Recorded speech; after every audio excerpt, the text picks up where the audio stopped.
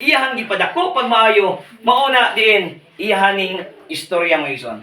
Usa ka panahon dito sa England, si George Blair. Si George Blair mga igsoon sa World War II in 1943 to 1945 mga igsoon ang World War II. Pag 1946, usya siya ka victims mga igsoon sa unsa man. Biktima siya sa World War II dito sa England nga ang iyahang pamilya namatay tungod sa gubat. Tungod sa kadako nga gubat ng igsuon, ang iyahang daghan kaayong mga kabataan nga wala nay mga pamilya. Nakabulag-bulag, nawala, namatay, kung sa pamanggaling, nagising mga igsuon. Unya, midagop siyang kaugalingon. Tungod kay wala na siya anak, wala na siya asawa, lonely na kay siya lang mong isa, kung sa iyang gihimo mga igsuon. Iyahang gilukop ang iyahang nasod, ayahang lungsod nga igsoon sa England o nangita siya og katong mga bata nga wala na mga ginikanan. Iyahang balay mga igsoon nga bisag nga buslok na sa mao nga gera, iyahang gipapuy-an naghimo siya orphanage mga igsoon.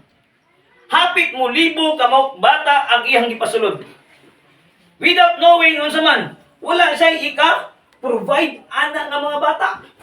Nga hapit mo libo kabuok ang iyahang gi-adapt mo igsoon sa iyahang orphanage.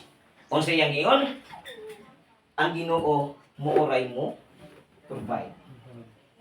Pagkuha niya sa mga bata, humani ana pagka first morning breakfast nila mga igsoon, dito na gisulayan niya kung unsa ang gahom sa Dios. Diha mga igsoon, unsa ang plano sa Dios mga igsoon.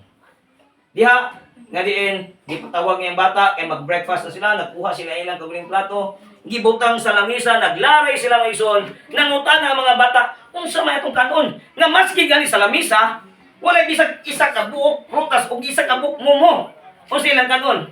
Diha may ison, ingon siya, mag-ampo na, luhod ang mga bata, o nag-ampo si George Blair. Kung siya ingon, nag-ampo siya, nga din, ang Ginoo mo provide sa ilang breakfast. Pag humaniyag ampo mga igsoon nanindog ang nalingkod ang mga bata na ay nanuktok sa ilang pultahan. Niingon dayon ang ilaha dayong usa ka ilado nga bake shop sa ilahang ilang lungsod mga igsoon. Niingon dayon nga kagabi wala ko gipatulog pag maayo.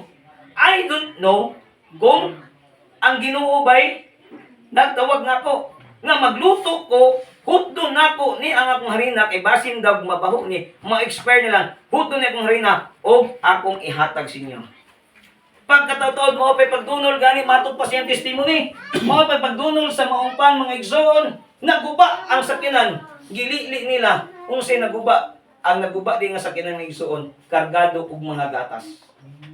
Dito na lang po dayon, gihatag na po dayon kay dako-dako ang damage, gihatag na lang po dayon ang mga gatas ngadto sa mga bata.